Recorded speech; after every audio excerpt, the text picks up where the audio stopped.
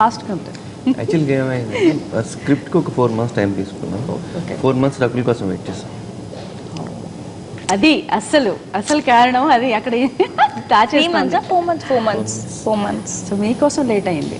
నేను చెప్పేసాను, strict warning ఇచ్చాను నరేషన్ తర్వాత, నేనే చేయాలి, ఇంకెవరు చేయకూడదు ఈ క్యారెక్టర్.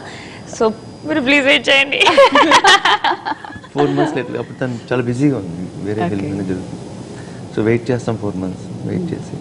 జనరల్గా మనం ఒక కథ అనుకున్నప్పుడు, కొన్ని కథలు మనం అనుకున్నప్పుడు ఫలానా హీరో ఫలానా హీరోయిన్తో అని మనం ముందే ఫిక్స్ చేసుకుంటాం.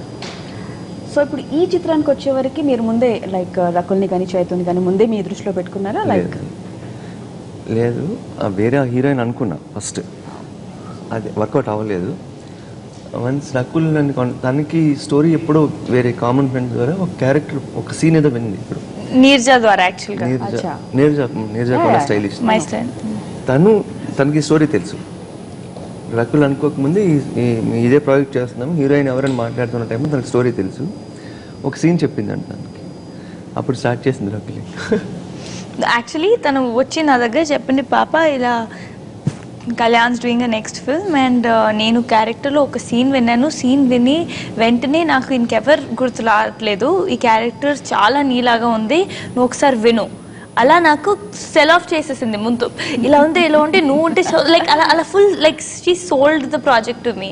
దెన్ తర్వాత you know when I met him I had an idea ఎలాంటి క్యారెక్టర్ ఉంది, కానీ when I heard the entire script from him I was like blown టోటల్గా. నేనే బ్రహ్మరంభ, ఇంకెవరు చేయకు.